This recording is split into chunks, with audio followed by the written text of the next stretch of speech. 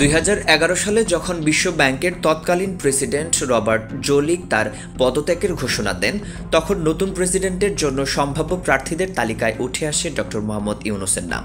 এক সাংবাদিকের প্রশ্নের উত্তরে তিনি বলেছিলেন যে ক্ষমতা গ্রহণের পর প্রথম কাজ হিসেবে তিনি বিশ্ব ব্যাংকে ঢাকায় স্থানান্তর করবেন। ঢাকায় স্থানান্তরের যে কারণ তিনি তুলে ধরেছিলেন তা বিশ্বজুড়ে বিস্ময় সৃষ্টি করেছিল। তবে ব্যক্তিগতভাবে কখনোই তিনি প্রেসিডেন্ট পদ গ্রহণে আগ্রহ দেখাননি। বিশ্ব ব্যাংকের প্রেসিডেন্ট নির্বাচন একটি নির্দিষ্ট প্রক্রিয়ার মাধ্যমে ঘটে, যা সদস্য দেশগুলোর সম্মতির উপর নির্ভর করে। তবে সাধারণভাবে যুক্তরাষ্ট্রের মনোনীত প্রার্থী প্রেসিডেন্ট নির্বাচিত হন, কারণ যুক্তরাষ্ট্রেই বিশ্ব ব্যাংকের সবচেয়ে বড় শেয়ার হোল্ডার। 2011 সালে রবার্ট জলিক তার দায়িত্ব থেকে অব্যাহতি নিলে নতুন প্রেসিডেন্ট নির্বাচনের আলোচনা শুরু হয় এবং সেই সময় বিভিন্ন অর্থনীতিবিদ ও উন্নয়ন বিশেষজ্ঞদের নাম উঠে আসে। এই তালিকায় শুরুর দিকে ছিল ডক্টর মোহাম্মদ ইউনূসের নাম। তার বিশ্ব ব্যাংকের প্রেসিডেন্ট হওয়ার সম্ভাবনা নিয়ে আন্তর্জাতিক সংবাদ মাধ্যমে ব্যাপক আলোচনা হয়েছিল। বিশেষ করে দ্য নিউ ইয়র্ক টাইমস এবং দ্য গার্ডিয়ান পত্রিকায় এ বিষয়ে প্রতিবেদন প্রকাশিত হয়।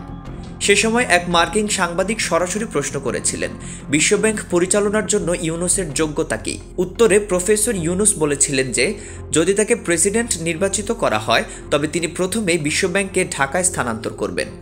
তিনি যুক্তি দিয়েছিলেন যে বিশ্বব্যাংকে যারা কাজ করেন তারা ওয়াশিংটনের উন্নত জীবনযাপনে অভ্যস্ত, যা বাংলাদেশের পরিবেশের সাথে খাপ খায় না। তার মতে বিশ্বব্যাংক ঢাকায় চলে এলে কর্মকর্তারা বাংলাদেশে এসে দরিদ্র মানুষের সঙ্গে কাজ করতে উৎসাহী হবেন।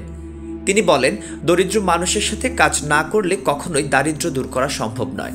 তবে ডক্টর মোহাম্মদ ইউনূস কখনোই আনুষ্ঠানিকভাবে বিশ্বব্যাংকের প্রেসিডেন্ট হওয়ার জন্য আগ্রহ প্রকাশ করেননি, কারণ তিনি নিজেকে একজন সামাজিক উদ্যোক্তা হিসেবে দেখেন এবং স্বাধীনভাবে কাজ করতে পছন্দ করেন। বিশ্বব্যাংকের দায়িত্ব গ্রহণ করলে তার নীতি নির্ধারণে সদস্য দেশগুলোর সম্মতির উপর নির্ভর করতে হতো, যা তিনি চাননি। তাছাড়া তিনি সবসময় ক্ষুদ্র ঋণ এবং সামাজিক ব্যবসার প্রসারে নিবেদিত ছিলেন। বিশ্বব্যাংকের মতো একটি বৃহৎ প্রতিষ্ঠানের নেতৃত্বে গেলে তার এই লক্ষ্য থেকে কিছুটা সরে আসতে হতো। বিশ্বব্যাংকের প্রেসিডেন্ট পদ গ্রহণের মাধ্যমে রাজনৈতিক বিতর্কে জড়ানোর ঝুঁকি ছিল তার সামনে, কারণ 2011 সালে গ্রামীণ ব্যাংক থেকে তাকে অপসারণের প্রচেষ্টা চালাচ্ছিলেন ক্ষমতাচ্যুত প্রধানমন্ত্রী শেখ হাসিনা।